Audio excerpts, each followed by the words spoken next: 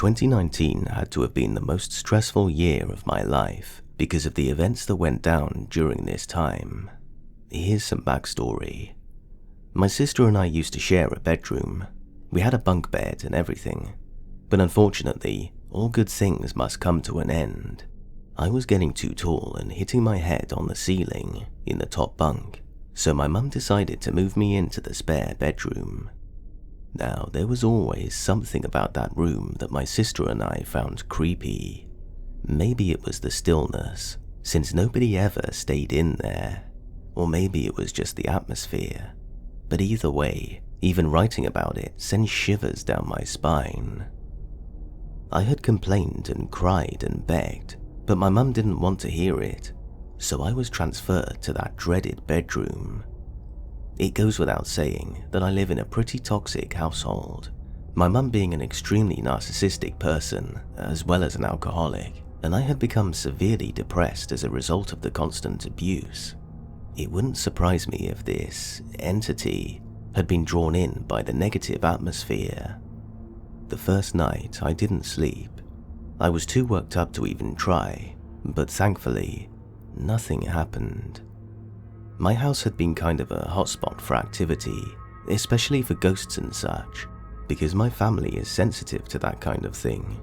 Also because my friends and I are stupid, so we did a bunch of paranormal stuff there. But regardless, not a lot happened at night for a couple of years. Yeah, the room was still creepy as hell, since I had put up blackout curtains so it would be dark during the day. It even got to the point where my mum would voluntarily go into my room and open the curtains in order to let the natural light into the room. Not that it helped any. From time to time, I'd even hear my name whispered right next to my ear. Things would go missing, and I'd see moving shadows out of the corner of my eye, so, the usual. What made this a horrible experience was when my sister and I began to see pale limbs reaching for us from under the bed, only to sink back down when it didn't get a reaction. The activity was at its worst during my last year of high school. I'd actually had something grab my ankle in the dead of night. I had awoken for seemingly no reason and began to look around for what might have caused me to wake up. First thing you'll learn about me is that if I hear a creepy noise, I'm investigating. I was staring down at the foot of my bed when I saw the blankets around my feet shift, like something was moving underneath, but I had been sitting still. And then a cold hand wrapped itself around my ankle. I bolted out of bed with a terrified shriek and slept with the light on and my covers off for the rest of the night. After that, it escalated. For context, my bed is in the middle of the room with the headboard against the wall. Now imagine that you're laying in bed. To your right, there's a window, and to your left, there's the entrance to the room. I'd always wake up around 3 a.m. for no reason, open my eyes, and immediately feel the need to look towards the right side of my bed. And there, in front of the window, was a dark silhouette. Every time I saw it, I'd get this horrible feeling of dread and terror, like this thing was malicious and wanted to hurt me. I was flooded with adrenaline and screamed, flying out of bed and room to turn on the hall light. Both my sister and mum slept with their doors shut and often ignored my panic cries, so I always felt isolated in these moments. It always took a while to calm myself down after an incident, with me staying awake with the lamp on my bedside table staying on until morning, and my alarm would go off. This happened every single night until I was only getting about 3 to 4 hours of sleep a week. The figure would show up to my left at 3 a.m., slowly inch closer each time, and I'd scream before fleeing the room. The hall light would come on, and by the time I turned and looked back, it would be gone. It was like clockwork, until it wasn't. It was a typical night. I woke up, saw the silhouette, ran to the hall, and flicked on the light switch as I went. But when I turned around to look back into my room, like I always did, it was there, standing in the doorway. Even with the light from the hall illuminating the figure, it was still a pitch-black silhouette of a man. No features. My blood went ice cold as my heart began to pound. I cried, sobbed like I never sobbed before because it was still there. I sprinted down the hall and jumped the entire staircase and slammed into the front door. I heard my mum and sister speaking to each other after the commotion had woken them up as I frantically fumbled with the locks.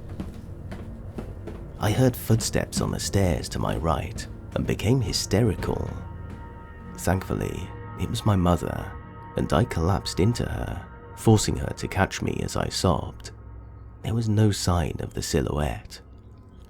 After this, I invited my nana over, who is a practiced Wiccan, using some random excuse that I had something I wanted to show her, and brought her to my room without telling her anything. The minute that she stepped through the doorway, she asked me to wait downstairs, since there was a dark presence in the room. I told her everything that had been happening after she cleansed the bedroom, and she told me to let her know if anything else happened. Her blessing worked for a time, but this thing would always come back, slowly getting closer and closer until it was looming over me. I eventually gave up on the room and my mother and moved out to live with my nana. Fortunately, I haven't seen it since. I still believe that this entity was feeding off of the negative energy in that house, and I just so happened to be an easy target with how emotionally fractured I was at the time.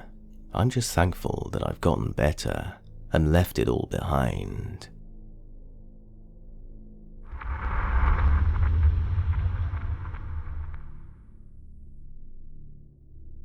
So this experience happened at a college I was attending in 2001.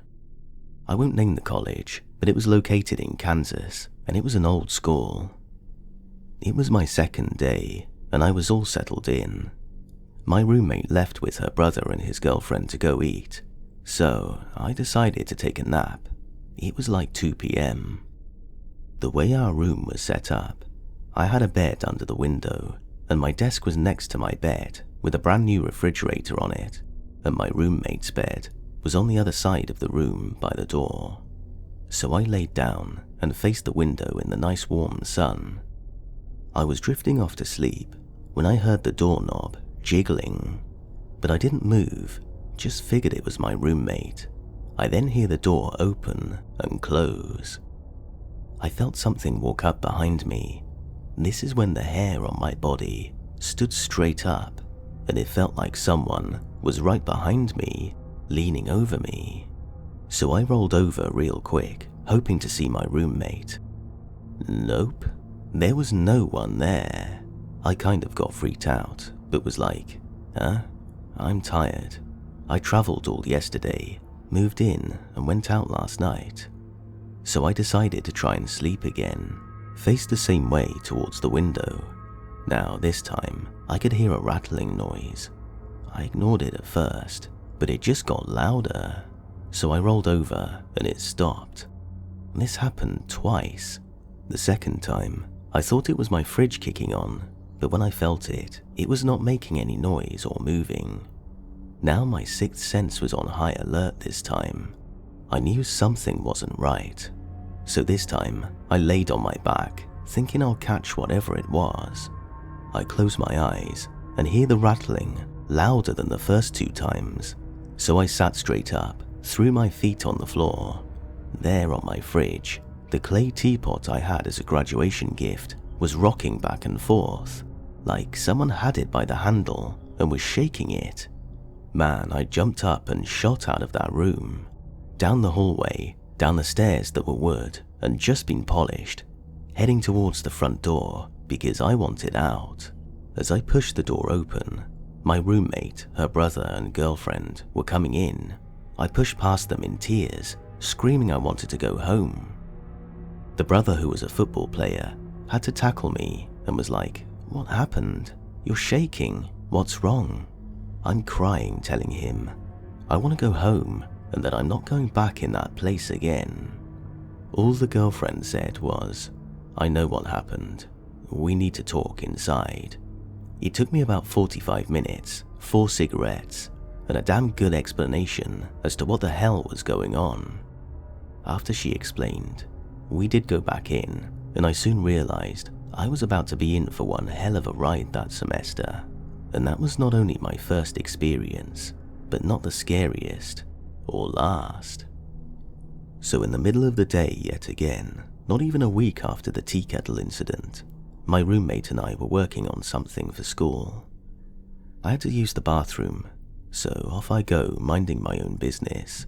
It was pretty quiet in the dorm, heard a few girls laughing, but other than that, no one really around.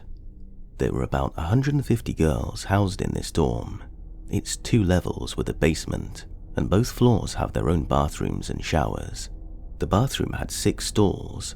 There was a huge mirror that covered the wall, with 6 individual sinks in front of the mirror. I turned on the water, again minding my own business, checking myself out in the mirror. In the middle of me washing my hands, my stomach drops. A chill goes down my spine. The hair on my neck and arms stands straight up, and it gets really cold. I know something isn't right, but I couldn't move, and something tells me to look towards the door with just my eyes. Out of the corner of my eye on the floor, I see white shoes. As I move my eyes up, I see white stockings, then the bottom of a white dress with some buttons. I move my eyes up the dress, and there was no arms, neck, or face, but on top of there is a white nurse's hat. I literally have tears running down my face. I can't move. I honestly didn't know what to do. Then something said, "Look." So I turned my head real quick, and it was gone. I bolted out of the bathroom, thinking someone was messing with me, but there was no one around, so I hauled ass to my room. I threw open the door, slammed and locked it, pressed my back up against the door, looking at my roommate, and she has the nerve to say, "Don't tell me, I don't want to know." Then she calmly gets up and says, "Let's go eat." As we're walking, she asked what happened, so I told her. She was like, "I knew something happened. You were white as a ghost when you broke the door down." It took a while before I was able to go back in, let alone use the bathroom by myself again. It was the most frightening thing that had ever happened to me up to that point. I wish I could say it was the last thing.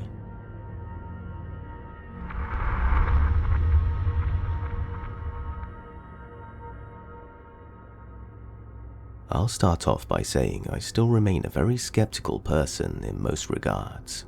However, I have no words to even try to begin to explain what happened to me when I was a kid. For context, my uncle owns an island in the Thousand Islands. This is in a collection of about 1,800 small islands on the St. Lawrence River, in the border between the US and Canada. The house on it is massive. It used to be a mansion, but it's also ancient, and we can't update anything because it's historic. There are 4 floors of sprawling rooms and halls and studies, a bridal suite, 2 dining rooms, etc., etc. Anyway, there used to be an old spiral staircase in the old mansion where people had slaves or servants, and they used one of those secret back staircases so as to not disturb the lord and lady's stairs. I'm the youngest of 5, 1 sister and 3 brothers. I think I was 7 at the time, and we decided to play hide and seek. My brother started counting, and I decided to go up the secret spiral servant stairs to the attic, where the servants' quarters used to be. There's a huge nursery up there, and 4 bedrooms and 2 bathrooms, all run down and old. I went into the nursery, and there's a row of baby beds and small bed frames with lumpy mattresses all lined up, with sinks and little nightstands in between. But at the very back, there's a really old trunk. It was a dark wood color, and the keyhole had been sealed off by my uncle for safety so the kids don't get stuck, and the key has been missing since he bought the place in the 40s. The trunk is super old and doesn't have an automatic locking mechanism. The only way to lock the trunk or open it is by physically turning the mechanism to open or close with the key, the missing key. I stress these details because I can't explain what happened next. I turned around and there was my older sister. I remember being pissed because I wanted this hiding spot, but she told me to try and hide in the nursery instead, and she would hide in the servants' quarters down the hall. She said that if no one had found us in 20 minutes, we would leave because it's scary and dark. So I began looking for somewhere to hide in the nursery. The bed frames are all really creaky, and I knew I'd be found if I hid there and put a blanket over me. Couldn't hide under the bed, they would see me. I wouldn't fit in the cradles, so I decided for some horrible reason on the trunk. That goddamn trunk.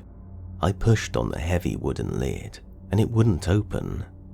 I got frustrated and ran to check if I could hear my brother coming up the stairs yet. I could hear him coming up the stairs, and the wood was really old and rickety. So I ran back into the nursery, giggling, and even though I had tried it before, I tried the trunk again. It opened, easily, and not bothering to question it in my hide-and-seek child frenzy, I folded myself in the space and closed the lid. Directly after that, I heard the muffled voice of my sister saying, "Good hiding spot," and I told her to go find her own. I was folded over in half, over my knees. The lid of the trunk was pressed against my back. There was no light in the trunk since the keyhole was sealed. I was a competitive gymnast with a small frame, so this was at least semi-comfortable. Until the time passed. 5 minutes, 7 minutes, 10 minutes, then 20 minutes. By the time I had estimated it had been 30 minutes, the air had gotten progressively hotter and hotter, and my legs were cramping up. At 40 minutes, I was struggling to breathe. The trunk was so hot I was sweating like crazy and gasping trying to get air. I decided I had enough and pushed up against the trunk lid, expecting it to lift up as easy as it did the second time when I climbed in, but it didn't budge. I tried again and again, ramming my back up against the lid, but it wouldn't open. I started panicking and hitting it harder and harder as I gasped for air. I guess I was being really loud with the banging, because thankfully my brother came running up and laughing and saying that he had found me. I was crying and begging him to help me. He tried to open the trunk, but it wouldn't open. My brother would have been 16 at this point, and he was a wrestling club member in high school, so he would have been able to shift the trunk lid much better than me at 7, but he couldn't. I started panicking. He told me not to worry and went running for my uncle. He came bolting up the servants' spiral stairs as fast as he could, and they both were trying to get the damn trunk open. I can still remember feeling absolute panic. To this day, the terror was something I've yet to experience anything remotely close to. I remember my lungs screaming at me for air, trying to breathe, but only rasping in hot air, thin air. I remember my brother and uncle shouting and trying to get the trunk open, and then nothing. I passed out from lack of oxygen. When I woke, my uncle was doing CPR and nearly killing my ribs in the process. I was a gross and sweaty mess, drenched in sweat and gasping. I remember the air being so damn cold. It was freezing in comparison. I was still in the nursery, head foggy and feeling really nauseous. I remember asking what had happened, and my brother saying that they couldn't get me out. They had to break the trunk apart with an old fire axe to get to me. Behind my brother and uncle, I could see my sister in the doorway. She was standing there, but didn't come into the room. I remember wondering why, before I passed out again. Many hours later, I woke up again and asked where my mum was and what happened. My brother looked confused and told me, "Don't you remember? Mum took Bryn, my older sister, out for groceries, and you, me, Derek and Drew my older brothers, played hide and seek, you got stuck in a trunk. That's when it clicked. My sister wasn't there. The one that helped me figure out where to hide and promised me she would come find me if they took too long. My sister, she wasn't on the island. Then who the hell was that? I still don't know the answer. To this day, when we visit my uncle in the summer at the island, I refuse to go into that nursery. Every other room and floor feels like my childhood home, sunny and warm. But when I get to the top of the servants' quarter floor, I get this horrible feeling that something isn't right. For those wondering, the trunk is still there, cracked open from the fire axe. My advice, ladies and gents, tell your children not to follow anyone's advice about hiding in trunks, even when they think it's their siblings.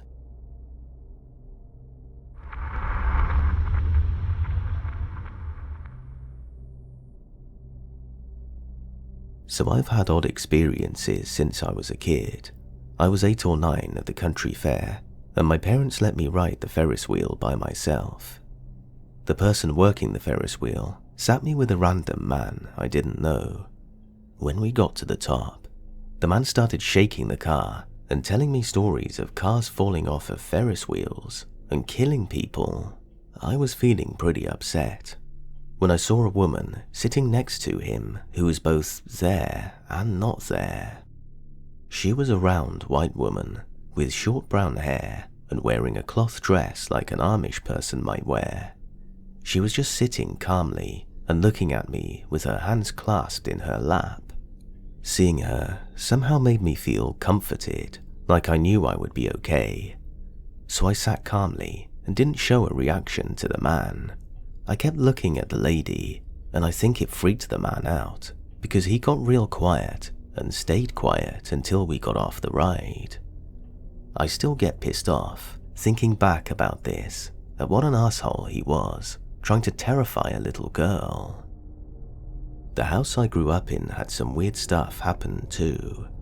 When I was really little, finally sleeping in a regular bed, something under my bed pulled on my covers hard for a minute and then let go. Scared the crap out of me. Still gives me chills to think about it, and I still don't let my covers fall over the side of the bed. Stuff used to go missing all the time and turn up in weird places, or you would look all over for something and then find it in an obvious place where you already looked 8 times. Once, a childhood friend of mine was sleeping over. We were 8 or 9, and we were both sitting on the floor in my bedroom, getting ready for bed. The lights were on. I had a blankie back then, and I set my blankie behind me and turned to talk to my friend, and suddenly she got this look of absolute terror on her face and was staring wide-eyed at something behind me. I turned to look and saw nothing, but my blankie was gone. We looked all over and couldn't find it. It appeared again in my room sometime later. My friend refused to tell me what she saw. Her family moved away and we lost touch, so I guess I'll never know. I also lived in a haunted townhouse with my friends. I'll call them S, B, and K. The house immediately had a creepy vibe to it the first time we saw it. B believes in supernatural stuff, and she smudged the house when we moved in. And for the most part, the main part of the house was okay. There was a closet in the hallway with a door that would never stay shut. We were all constantly shutting it, and you had to slam it to shut it all the way. And I would tug it to make sure it was closed, but it would always open again. B also found a picture taped to the wall of her closet in her bedroom. A picture of a young child, a boy. Who keeps a picture in a closet? There was a crawl space in the basement that was nothing but gross mud, and we found a black garbage bag in there with a pair of rollerblades and a few child's toys, and we threw it away. Who stores stuff in mud? The basement also had a vibe that was creepy as hell. Nobody wanted to be down there for any length of time. Unfortunately, the washer and dryer were down there, so we had to venture there at times. S, who is the skeptical one, was down there doing her laundry once and heard her name yelled out in a female voice. However, I was at work and B was asleep. She worked nights at the time, so it freaked her out a bit. Also, B's mother stayed in our basement for a time and said she saw weird shadows. That house was also infested with roaches, no matter what we did.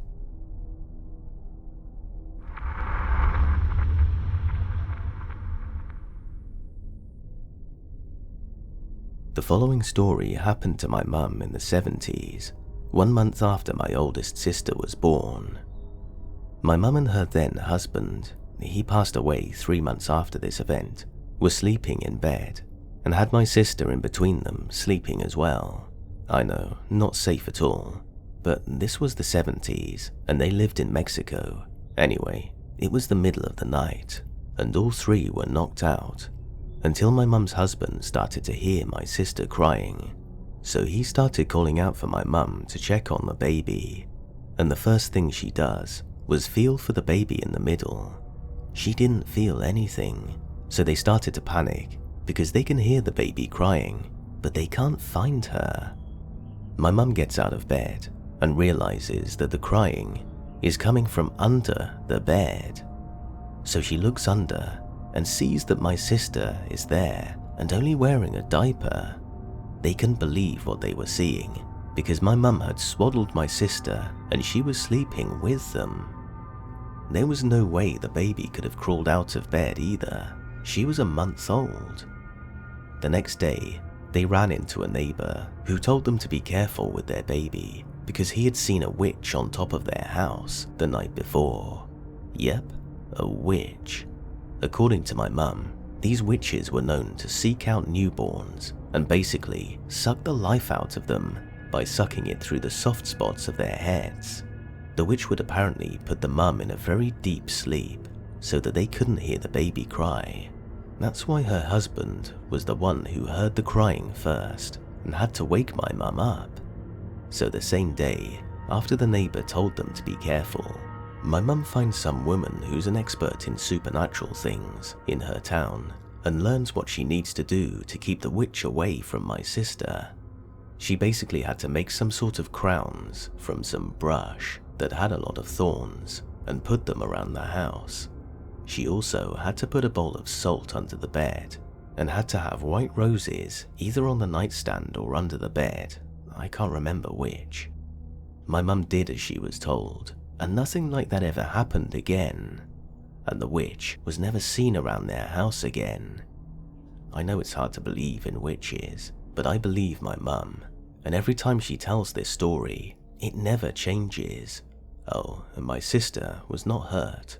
Cold, but otherwise okay. My family has had other experiences with these witches, and my grandpa would always say that if they ever encountered a witch, all they had to do was basically yell and cuss the witch out, and it would leave them alone. He knew this because of an encounter he had when he was younger. My family is from a very small town in central Mexico, about 1.5 hours from Mexico City. It's on a hill that faces a huge mountain and a huge valley all around it. Back when my grandparents were young, there was hardly any lighting outside, and the streets were not paved. Very rural. I don't remember how old my grandpa was, but at the time he was a shepherd and had to wake up super early in the mornings while it was still dark to walk to work. One day at dawn, as he's walking in the field, he felt or heard something fly over him. He looked up and saw that the thing that flew over him landed on a tree nearby. He knew right away that it was a witch because of how she looked and acted. He describes her as very ugly, with jet black hair that was all tangled and dirty, and had a bright red flashing light on her chest. She was holding on to the branches and was just watching him, and he was looking back at her. He worked up the nerve to start walking towards her, and he started shouting and cussing at her to leave him alone.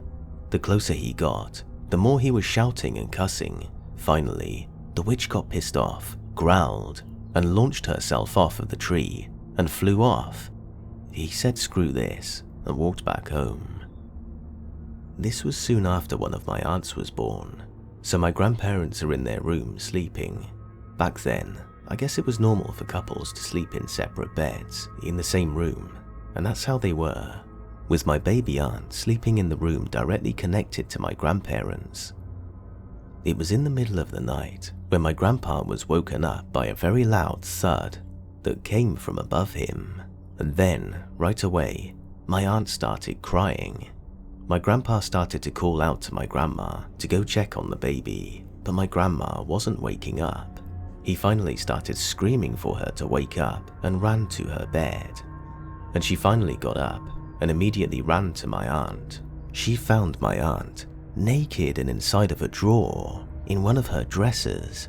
My grandpa was in the other room screaming and cussing when they heard footsteps running above them, and then nothing. It had left. My aunt stopped crying after a while and was unhurt, just like my sister, except my sister was still in her diaper.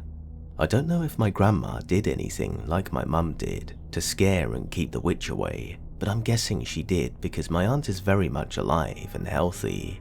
The reason why my grandpa wasn't the one who ran into the room to get my aunt was because he's always been a scaredy cat. If he ever heard anything weird, he'd send my grandma to go and check it out, and that's when he heard the witch land on the roof. He knew it was a witch and didn't want to go in himself, and instead stayed in his room cussing at her. Nowadays, he doesn't like to talk about his paranormal experiences. A lot of scary things have happened to him. My mum and I think maybe it's because he's cursed. He never had a drug or alcohol addiction. He had a woman addiction, and we believe he did one, or maybe even many, wrong, and it came back to haunt him. Oh, I have one more short thing about witches. I guess when there were parties in town, sometimes they could see witches dancing in the mountain in front of the town. The music would be on, and in the dark mountain at night, they could see red lights bouncing around, and when the music stopped, so did the lights. They started the music again, and the lights started bouncing around again. It didn't happen often, but on occasions it did.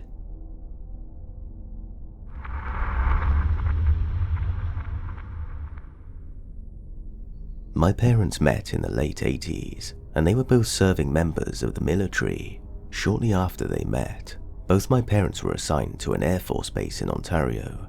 I was born in there, and my brother followed shortly. Roughly a year after my brother was born, we were transferred to the province of Quebec. We were located in a highly francophone region in Quebec, where my father had been posted to an army base.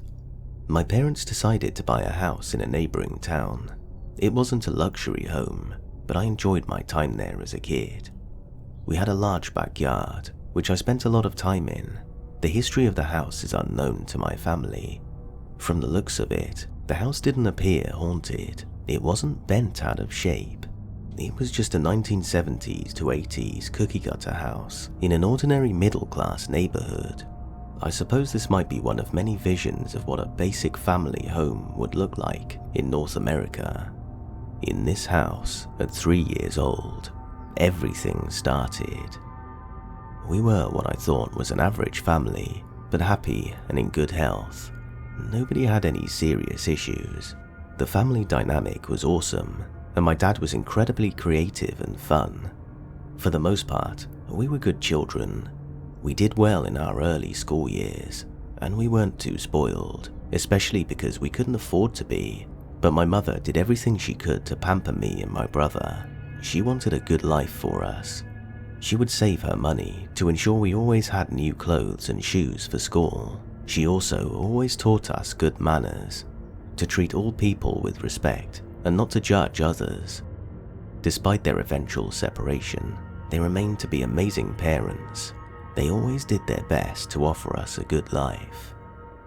When we moved to this town, my mother sacrificed her service to follow my father's. I believe it was a fluke that they were previously posted to the same base, because in the 1980s, career managers were not as accommodating to service couples as they are now in Canada. She decided to use this opportunity to raise her children and look after the home until we were old enough to look after ourselves.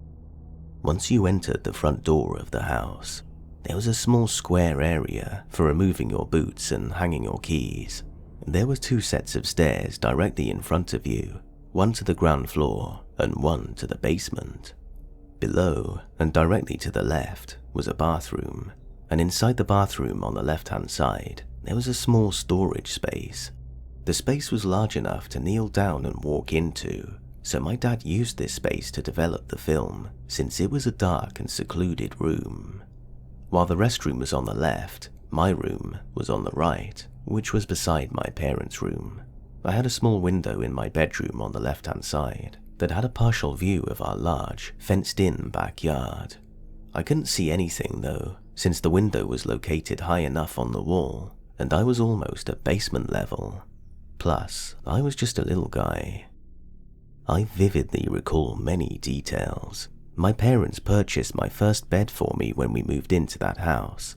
It was lifted up onto a metal frame and painted bright red. There was also a railing that my parents later took off when I became older. It was between the ages of 3 to 4 years old, but well before kindergarten, before I experienced something so impactful that it would forever be burned into my head until this day. Most nights, we probably went to bed between 7 and 8 p.m. We were familiar with the routine, and we followed it.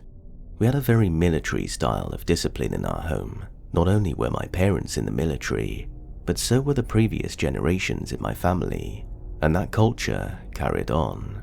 We weren't perfect kids, but I like to think we were well behaved. One night, which looks identical to all other nights as a child, except for Christmas, I awoke in my cherry red bed. I knew it was late because it was dark outside from my window, but not so late that my parents were asleep, because I could hear them talking upstairs with the TV on. I struggled to fall asleep, so I lay down on my bed, looking around the room like a curious child. I was getting uncomfortable, so I turned over to my left side, which would have been facing the door to my bedroom. It was dark enough in the room, but I was in my room long enough for my eyes to be well adapted to the darkness at this stage. The only light I had in my room was the gentle backside of a faint porch light and any ambient light from the moon, if any. I looked around the room, and then I began to draw my attention to the bedroom door. It had passively piqued my interest, because I noticed that the area located directly in front of my closed bedroom door was unusually dark. I remember being able to look at the surrounding walls, but not that specific area for some reason. I kept watching the black mass, and I looked away a few times, still looking around the room. I looked back at the door, and in the confusion, saw an opaque, black figure in the outline of a person standing right there. I was probably about 8 feet away or so, give or take. I wasn't initially scared, and instead, I think I kind of giggled, thinking it looked like a person, and that some object in my room was obviously creating a very telling shadow of a humanoid. I kept looking into the shadows, but I started to realize that something seemed strange. The shadow itself was not on the wall, it was off the wall, in the room, standing like a person and opaque black in color. No light seemed to come through. It was not transparent, it was not translucent, it was a deep black hole. I was still confused, and I didn't put too much thought into it, so I kept gazing. In one moment, I was relaxed and intrigued as to what was causing this image in front of me, but in the next, I was struck with paralyzing fear as I started to see the figure move towards me. It wasn't walking like a human or something I even recognized on the planet at that moment in my life. There were almost no features. There was no face, but I could clearly discern the shape of the body, arms, legs, and so on. He resembled a man. When the shadow approached me, it didn't do so by walking. There were no fluid, human-like limbs moving around in a human-like or even Earth-like fashion. this shadow would vanish, then reappear a step or two closer in a moment, as fast as a shutter could trigger on a camera. I didn't stop looking. I could not shout. I trembled. I cried, and I had my blanket set against my eyes, but I kept watching as if it was a film. It continued to move itself towards me, disappearing, reappearing, disappearing, and reappearing, until he stood right over me by my nightstand. I was petrified by that moment with the speed. I threw the blankets over my head, and I buried my face as deeply into the pillow and blankets as I could without suffocating. It never left. My eyes were closed, but it made no difference. 3 of these shadows were penetrating their way into my mind, even though my eyes were sealed shut. These shadows were morphing vividly into horrifying faces, shapes, and grotesque images, all with the purpose of causing overwhelming fear. I could see them in my head. They were clear as day. It was almost like they were telling me, "You can't hide from us." I felt them take great pleasure in my fear.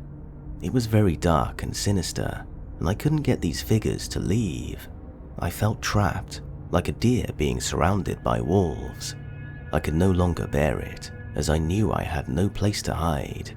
Somehow, I had the courage to dash out of my room and scream for my parents. I remember running up the stairs to the living room, tripping on the way as I shouted that I have a man in my bedroom.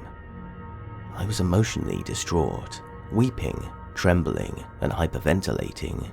My mother did what I think most mums would do and tried to reassure their kid that it was just a dream and to go back to sleep. I insisted on the fact that there was a man in my room. My parents took me back to bed, turned on the light, and said a prayer while leaving a holy crucifix underneath my pillow. It's the only case I can recall in this specific town, but it wasn't my last experience. They came back at times later in my life, from the age of 9 to 18, and at a much higher intensity.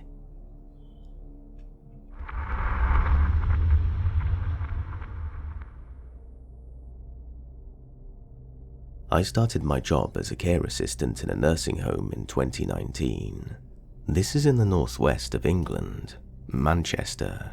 The home used to be an orphanage, which explains the noises of children laughing and crying, and also the noise of balls bouncing and little footsteps.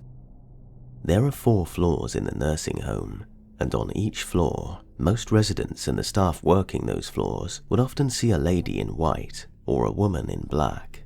There are multiple stories and staff share their own experiences with each other, but this was mine.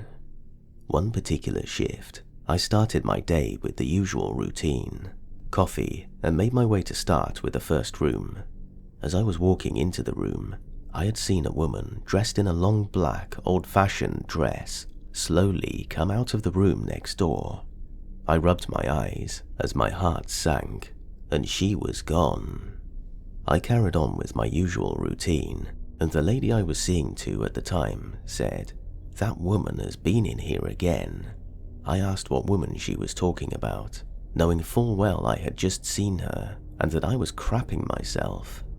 She then went on to tell me that when she comes, it's either me or one of my neighbors that have to go.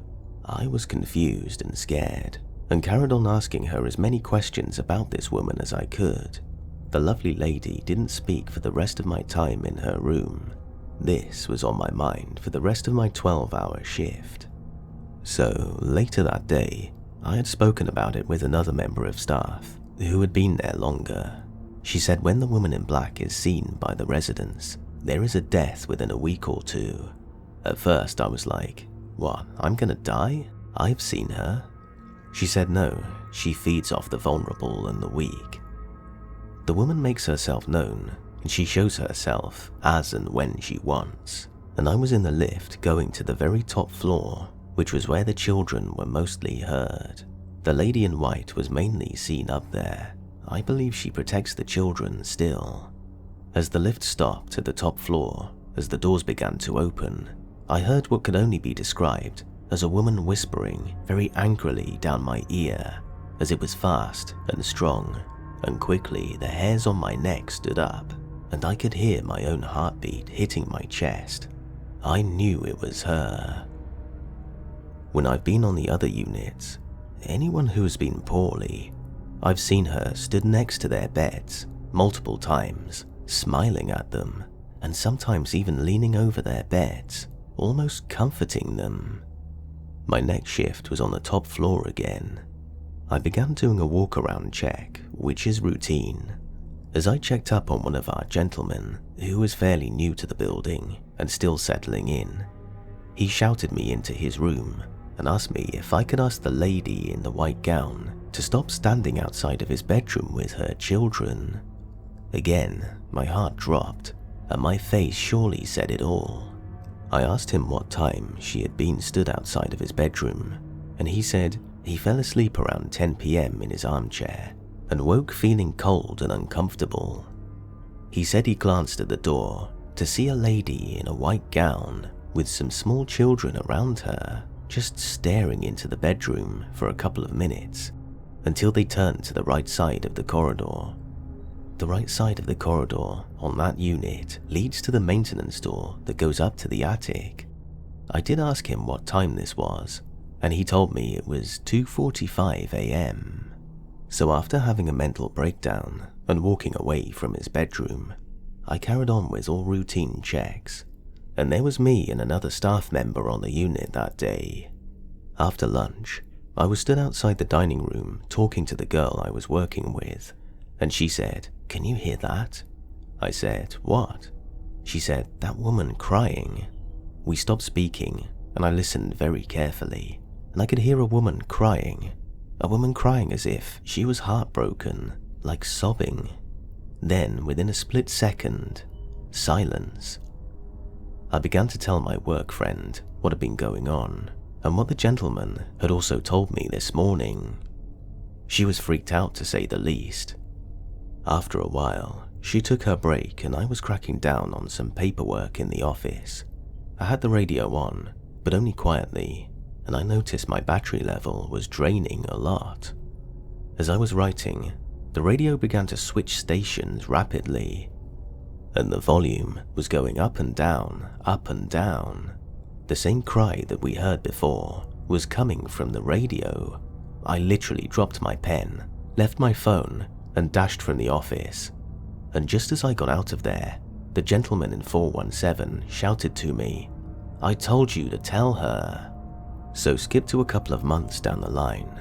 The gentleman in 417, his health started to decline. So unfortunately, he wasn't very mobile and wasn't very independent. So he was soon to leave the unit to go down onto the bottom unit, which is the basement converted. He often mentioned the lady in white and her children sometimes. He'd tell me that she'd been again, and what I had noticed is he would say this sort of stuff the night before or on the night of someone sadly passing in the building, which I obviously wouldn't find out until the day after when I'd come on shift. So did the lady in white gather the children together as she knew the woman in black would be around for someone passing? I had 2 years of thinking this through in trying to make sense of it all. 417 ended up moving down to the very bottom unit eventually, and when the staff clock out and leave the back way, they pass his room. I was leaving work and I decided to go the back way this particular night as I clocked off at 8, and I shouted good night and waved to him. He shouted my name, so I said yes. "Is there anything I can do for you?" And he said, "How come you don't tell me there's a woman in black down here?" So I'm now on the middle unit, which is a nursing unit, and people can be very poorly on the nursing units. I needed some assistance and looked down the corridor for another staff member. As I looked down, all the bedroom doors were open and the sun was beaming through the closest bedroom down the hall to where I was. I shouted for some help and could see someone moving in that bedroom just by the shadow moving in the light of the sun. So I waited and eventually walked to the bedroom and said, "Hey, can you help me a second? I'm now stood at the door of the bedroom, and there is a black mist from the floor of the right side of the bedroom window all the way up to the ceiling. I literally froze and was trying to see through this mist. It sounded like a huge amount of wind too, just moving around in this particular spot of the bedroom. I remember being in the dining area, on the top floor. It was super quiet towards the end of our shift, as most of the residents were independent on that particular unit, so the doors would be closed and you had some time to make a coffee and do paperwork without anyone really needing help or assistance. I'm waiting for the kettle to boil, and I heard what I can only describe as furniture being moved around by a rugby team, but it was coming from the attic. No one had access to the attic, only maintenance, but mostly night staff would hear running up and down, balls bouncing, children whispering and playing. I unplugged the kettle and ran towards the window of the dining room, which was facing the front of the building. I could see an ambulance was turning into the entrance of the building. All the noise had now stopped. I wondered who the ambulance could have been for, as no one that I knew of was poorly at the time. It's time to clock out of my shift, and I ask our senior member of staff who needed the ambulance. The lovely lady who I had seen a few days before, when I saw the woman in black, had passed away unexpectedly. I left work thinking about what had happened, and thought over and over in my head that my lovely old lady knew it would be her, or one of her neighbors as she called the other residents. Many people come and go from the line of work that I do. It's not for everyone. Some women have worked there for 22 years and have told me some stuff from way back before the home was redone and renovated. All I know is that it was an old orphanage way back. Some staff have their own theories on the two ladies, just like I do. Staff know about the two ladies and the children, and some staff point blank refuse to talk about them. I haven't spoken about the little girl, who is really lovely. She is always wanting to play. The children don't move from the top floor with the lady in white. The woman in black and the shadow people are on the other 3 units. After knowing another resident had seen the woman in black, my heart sank even more. I had a constant anxiety returning to the building every shift I had after that. Working on each unit, I learned that every unit had its own different entities. Shadow people walking along the wall, dark figures changing their appearances, the smell, the change in energy, the huge dark mists in residents' rooms that would stay in one spot. Not everyone saw as much as me, apart from when it came to the man under the bed. Another girl and I were doubling up together not so long ago and started at one end of the corridor. The lady who we were seeing to was very quiet and barely spoke. We got to her room and noticed she was hissing, spitting, and shouting, "Get out of here! Get from behind the curtains!" Yeah, the curtains were still closed, as it was around 8 AM. It didn't look as if anything was behind them, but we reassured her as much as possible, and by this point she was very distressed. The girl I was working with was concerned she was hallucinating, until the lady told us he was under the bed. We had pulled the bed out, as one of us works each side of the bed, as the lady is cared for whilst she's still in the bed. After trying to take her mind off things by changing conversation and talking about things she once enjoyed, this quiet little old lady was having none of it. She kept reminding us that he is under the bed. So after almost finishing up in her room, we pushed the bed back and I began to collect the clothes for laundry.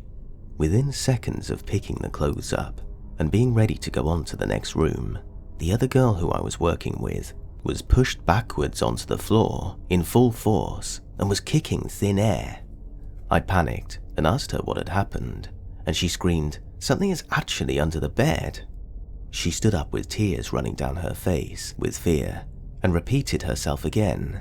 Once I managed to calm her down and asked her what had happened and if she had seen anything, she told me she felt 2 large hands push into her chest with so much force, and when she hit the floor, She could feel someone standing over her. She said she couldn't see anything, but she knew something was there. After a lot of scary encounters and experiences within the home, I decided to ask the maintenance man, Len, who had been working at the home for some time. I told him what I had seen and what had happened since I'd started working there. I asked him firstly what he thought about the woman in black. He began to laugh and said, "So, I take it you've seen her too." He went on to tell me that the lady in white indeed does protect the children up on the top unit. He told me the children love to play until it's time to hide. He said the little girl, Mary, talks to him all the time and even follows him and watches him do his jobs around the home. He said no one really talks to him while he's working, but Mary and the other children definitely keep him company. I asked him if the sounds of the balls bouncing would be from the children playing, and he said, "Of course, I'm the one that brought them the ball." I didn't really know what to think or say. I was shocked, but also, it was so sweet at the same time. Len told me that the woman in black is indeed very evil and has workers within the home. She has taunted him many times. She knows how much I love the children, he stated, although they aren't in the physical world. I have no wife and no children. Me and the spirits both need friends. Len went on to tell me his story with the dark entities in the home. He started going over his experiences with the lady in white, and also with the woman in black and the other dark entities. I was so interested and wanted to hear everything.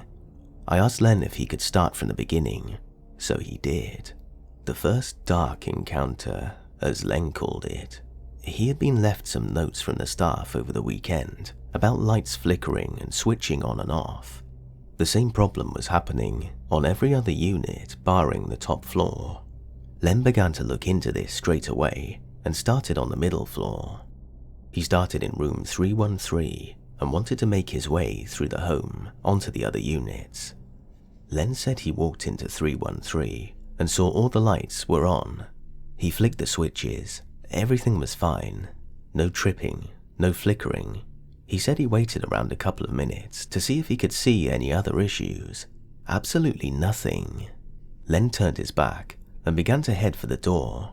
He said he automatically could feel as if he was being watched, but not being watched from behind, but as if someone was stood at the door, blocking his way. Len stood still. He remembers the horrific smell that had come over the room within seconds. "It smelt like I was in the middle of an abandoned slaughterhouse," Len said. He stood still and asked if there was anything there with him. He expressed how he felt there was hundreds of eyes on him and that he began to feel physically sick.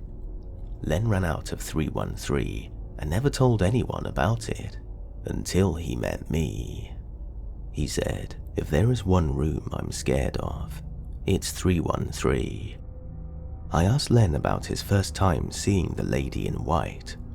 Len began to smile and said, "After I ran from room 313, he said she comforted me at the perfect time."